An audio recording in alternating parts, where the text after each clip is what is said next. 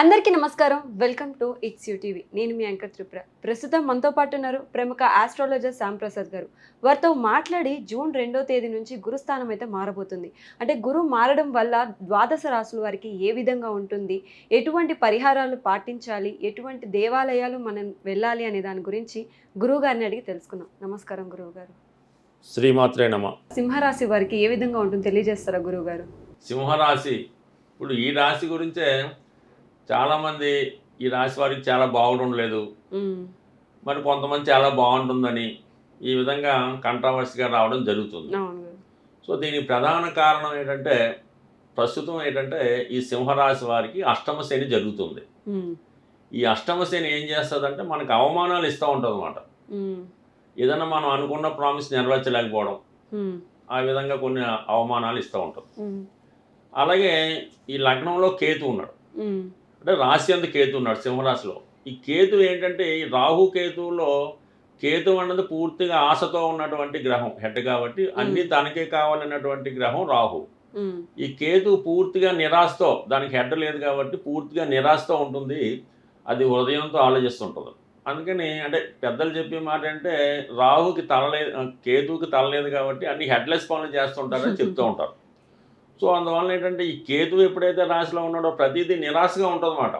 ఏదో ప్రయత్నం చేయడం, మధ్యలో వదిలేయడం, దేని మీద కూడా పెద్ద పట్టుదలగా లేకపోవడం జరుగుతుంది. పైపెచ్చి అష్టమ శని నడుస్తుంది. ఈ రెండు ఇంత బలంగా ఉన్నప్పుడు కేవలం గురువు అనుకూలంగా వచ్చినందుకు మాత్రం వాటిని మారడం కష్టం. అయితే ముందు ఈ మనం ఇలా మంచి ఫలితాలు వస్తాయి ఈ గురువు మారడం వల్ల అని చెప్తాం. ఆ ఫలితాలు మీరు పొందాలంటే ముందు ఈ రెండు గ్రహాలని కంట్రోల్ చేసుకోవాలి.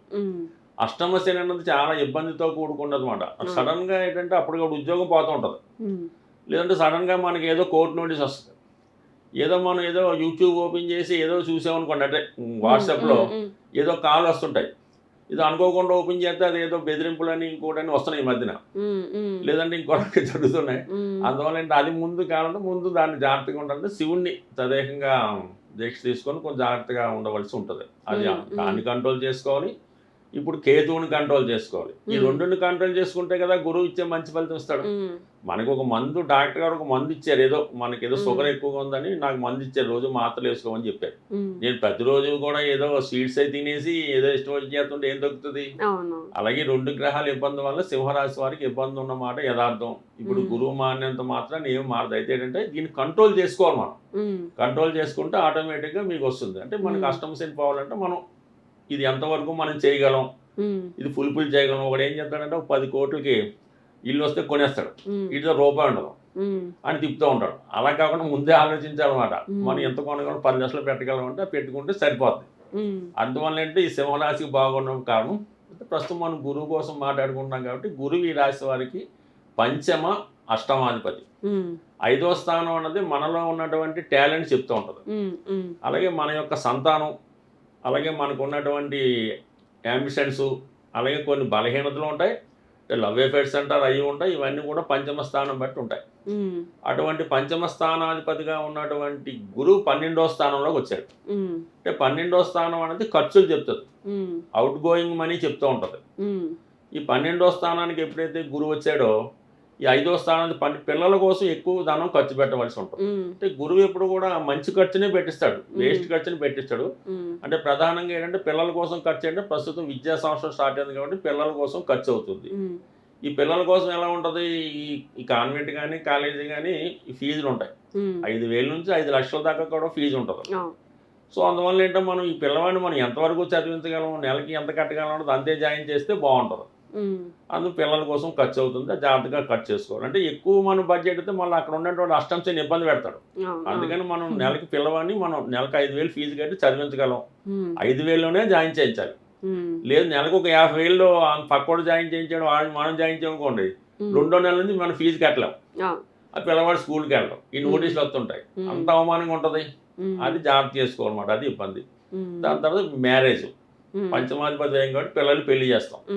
ఈ పెళ్లి చేసేటప్పుడు ఎలా ఉంటుంది, మన దగ్గర డబ్బులు ఉన్నా లేకపోతే ఇటువంటి డబ్బులు ఆ డబ్బులు ఈ డబ్బులు తిరుగుతున్నాయి అనుకోండి, 2 కోట్లు పెట్టి పెళ్లి చేస్తారు, బ్రహ్మాండంగా చేయడం పెళ్ళి అంటాం. తీరా ఏంటంటే ఇక్కడ ఇబ్బంది. అందుకని ఈ పిల్లల కోసం మీరు పిల్లలకి పెళ్లి చేయండి, కాలేజీలో చేర్పించండి, ఏదైనా విదేశం పంపండి, మీరు ఎంతవరకు పెట్టగలరో అంతవరకే పెట్టి చేసుకుంటే బాగుంటుంది. అప్పుడు మాత్రమే మీకు జరుగుతుంది.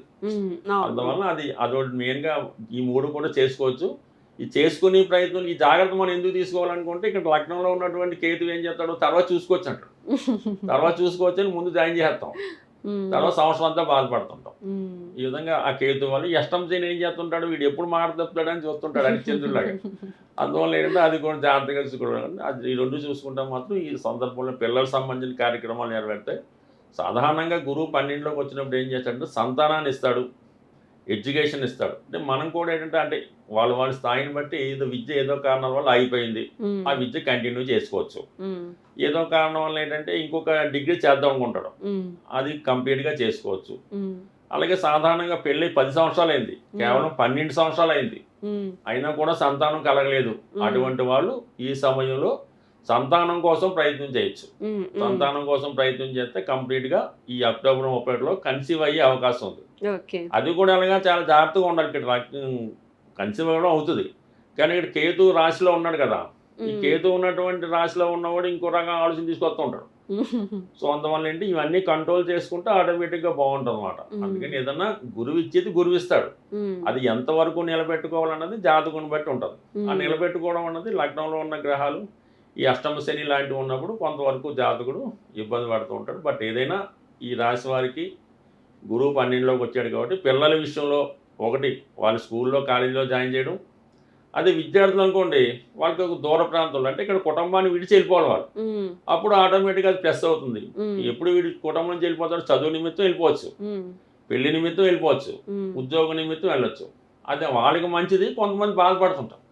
సో అందువల్ల ఆ విధంగా అది జరిగే అవకాశం ఉంది. అలాగే ఏంటంటే ఒక విధంగా అష్టమాధిపతిగా మరి 1000 స్థానంలో రావడం వల్ల ఏంటంటే కొన్ని బాధ్యతల నుంచి కూడా బయటపడడం జరుగుతుంది. ఒక అదృష్టం ఏంటంటే ఇప్పుడు 12లోకి వచ్చినటువంటి గురువు 9వ దృష్టిలో అష్టమాన్ని శని చూస్తున్నాడు. అందుకని మనకు అవమానాలు పడకుండా మనల్ని కాపాడుతూ ఉంటాడు అనమాట. అవమానాలు రాకుండా కాపాడాలంటే ముందు మనం ప్రామిస్ చేయకుండా ఉండాలి.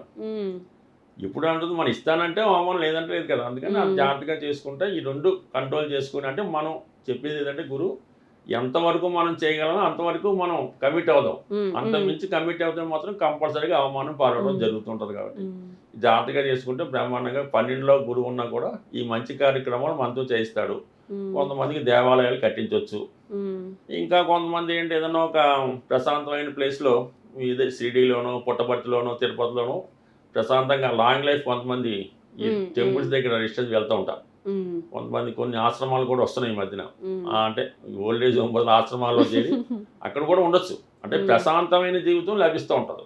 అది కూడా గురువు ఇచ్చే అవకాశం ఉంది. అంటే దానికి గురువు ఇచ్చేది ఇస్తాడు, కానీ మన ఆలోచన విధానం కూడా మార్చుకుంటే మంచిది. మార్చుకుంటే కంపల్సరీ కేతు రాశిలో ఉన్నాడు కాబట్టి మంచి ఆలోచనలు చేసుకుంటే ఖచ్చితమైన మంచి ఫలితం రావడం జరుగుతుంది. కాబట్టి ఏదైనా గురువు ఇచ్చేది పొందాలంటే మాత్రం అది మనలో ఉంది, అంటే మనం ఏం బట్టి ఉంటుంది, మనలో ఉన్న గ్రహాన్ని బట్టి ఉంటుంది. అందుకని సింహరాశి వారికి ఎందుకు బాగుంటలేదు అంటే ఇక్కడ రాశిలో ఉన్న కేతు ఏమో రకరకాల ఆలోచనలు, అలాగే అష్టమంలో ఉన్నటువంటి శని ఏంటంటే మనం ఓవర్ కమిట్మెంట్ అవ్వడం వల్ల ఇబ్బంది పడటం జరుగుతుంది. వాళ్ళు గమనించుకుంటే వాళ్ళకే అర్థమవుతుంది. అందుకని ఏమి ప్రతిదీ కూడా ఏ విధంగా మనం మార్చుకుంటే బాగుంటుంది. బట్ ఏదైనా ఈ సింహరాశి వారు కంపల్సరీగా వాళ్ళ జీవితంలో ప్రతి ఆదివారం కూడా కంప్లీట్గా నియమంగా ఉండాలి. ఆదివారం నియమంగా ఉంటూ ఆదిత్యవారం చదువుకుంటూ బ్రహ్మాండంగా ఉండాలి. తర్వాత ఏంటి ఎట్టి పరిస్థితుల్లో కూడా వాళ్ళ తండ్రిని గౌరవించాలి. 99% సింహరాశి వాళ్ళకి ఏంటో తండ్రితో పడతాం. అంటే వీడు స్వతంత్రంగా కోరుకొని ఏదో కోరుకుంటుంటాడు, ఆ తండ్రి గారు ఇంకా స్వతంత్రం అవడం ఇద్దరికి క్లాష్ వస్తుంటుంది అనమాట. అందుకని మీరు తండ్రి గారికి అనుకుగా ఉండి ఆయన చెప్పినట్టు విన్నా కూడా సింహరాశి వారికి 100% వాళ్ళ లైఫ్ సెటిల్ అవ్వడం జరుగుతూ ఉంటుంది. ఎవరినైనా మీరు అబ్జర్వ్ చేసుకోండి, 99% సింహరాశి వారికి ఫాదర్తో విభేదాలు, అంటే విభేదాలు అంటే అది శత్రుత్వం కాదు, ఏదో హక్కు కోసం పోరాటం జరుగుతూ ఉంటుంది. సో అది ఈ విషయం. గురువుగారు, అంటే ముందున్న 4 రాశులతో పోల్చుకుంటే సింహరాశికి పాజిటివ్ కంటే కొంచెం నెగిటివ్నే ఎక్కువ కనిపిస్తుంది. నెగిటివ్ ఎక్కువ ఉందంటే ఈ కారణాల వల్ల, ఈ కారణాల వల్ల నెగిటివ్ తప్ప మామూలు గురువు అంతకుముందు 11లో ఉండేవాడు. మొన్నటి దాకా జూన్ నుండి 11లో ఉన్నాడు. 11లో ఉన్న గురువు ఏంటంటే బ్రహ్మాండంగా అటు పంచమాధిపతిగా అతనికి టాలెంట్ బట్టి ధనం వస్తూ ఉండేది, ఆకస్మిక ధన లాభం వచ్చేది, ఫండ్స్ వచ్చేది. అయినా బాగాలేదంటే కారణం ఏంటంటే ఈ లగ్నంలో ఉన్నటువంటి కేతు, అష్టమంలో ఉన్నటువంటి శని సరైన నిర్ణయాలు తీసుకోలేకపోవడం, ఈ ఓవర్ కమిట్మెంట్, ఉమ్, ఈ 2 కారణాల వల్ల 11లో ఉన్నప్పుడే బాగాలేదంటే ఉమ్, ఇక 12లోకి వచ్చి ఏమవుతుంది అంటే 11 అన్నది మనకి ఇస్తుంది. ఉమ్, 11 అన్నది బ్యాంక్ లోన్ ఇచ్చింది మనకు ₹1,00,00,000. ఉమ్, ఉమ్, 12లోకి రావాలి ఇన్స్టాల్మెంట్ కట్టాలి మరి. ఉమ్. ఇచ్చిన ₹1,00,00,000 వేరే దానికి వాడితే ఇన్స్టాల్మెంట్ ఏం కడతాం? అవును అవును గురువు. అది మన ప్రాబ్లం అది. ఉమ్, అందువల్ల ఏంటంటే ఆ నిర్ణయం తీసుకోవడంలో కరెక్ట్గా లేదు. అవును. అందువల్ల కరెక్ట్గా తీసుకుంటే 100% వాళ్ళకి బాగుంటుంది. కానీ వాళ్ళకి ఏదైనా సింహరాశి వారికి ఈ లగ్నంలో ఉన్న రాశిలో ఉన్నటువంటి కేతువు డిసెంబర్ 5తో వెళ్ళిపోతాడు. ఉమ్, ఈ అష్టమ శని ఇంకా ఇంచుమించు 1.5 ఇయర్ ఉంది కాబట్టి ఓకే. అష్టమ శని కంట్రోల్ చేసుకోవాలంటే అది కేవలం ఒక క్రమశిక్షణ, సరైన నడవడిక, ఎటువంటి బలహీనతలు లేకపోవడం, ఇవన్నీ కామన్గా చేసుకుంటే అష్టమ శని బ్రహ్మాండంగా వాళ్ళకి రాణిస్తూ ఉంటుంది. అష్టమ శనిలో బ్రహ్మాండ పదవుల్లోకి వచ్చే వాళ్ళు ఉన్నారు, ఉమ్, అయినా వాళ్ళు కూడా అవమానాలు పొందుతూ ఉంటారు. అందుకని అది మెయిన్ కంట్రోల్ చేసుకుంటే ఆటోమేటిక్గా బాగుంటుంది. ఉమ్. గురువు గారు, అంటే వీళ్ళు ఎటువంటి దేవాలయాలకు వెళ్తూ ఉండాలి, అలాగే ఎటువంటి పరిహారాలు పాటిస్తుండాలి? ఆల్రెడీ చెప్పగానే చెప్పాం, ఉమ్, తండ్రి గారిని ఉమ్, గౌరవించాలి. ఏదైనా తండ్రి గారు చెప్పినట్టు నడుచుకోవాలంటే చెప్పిన అంటే ఒక సలహా తీసుకోవడం మంచిది. ఇందాక కర్కాటక రాశి వారికి మదర్ ఎలాగైతే ఉందో ఉమ్, సింహరాశి వారికి తండ్రి ఇంపార్టెంట్. ఉమ్, ఉమ్, తండ్రి గారిని గౌరవిస్తూ ఆయన సముచిత స్థానం ఇవ్వడం ఒకటి. ఉమ్, సూర్య భగవాన్ని పూజించుకోవడం, ప్రతి ఆదివారం నియమంగా ఉండడం, ప్రతిరోజు సూర్య నమస్కారం చేసుకోవడం, ఆదిత్య హృదయం చదువుకోవడం, ఇవి ప్రధానంగా ఉన్నాయి. సూర్య దేవాలయాలు తక్కువగా ఉన్నా కూడా సూర్యునికి ప్రతిరూపంగా ఉన్నటువంటి దేవాలయాలే మనకేముంది. ఇంకా రామాలయం అవ్వచ్చు, విష్ణుమూర్తి అవ్వచ్చు, వెంకటేశ్వర స్వామి అవ్వచ్చు. బాగా ఇబ్బందికరంగా ఉన్నప్పుడు మనకి శ్రీకాకుళం జిల్లాలో ఉన్నటువంటి అరసివిల్లి ఉమ్, ఆ దేవాలయాన్ని దర్శించవచ్చు.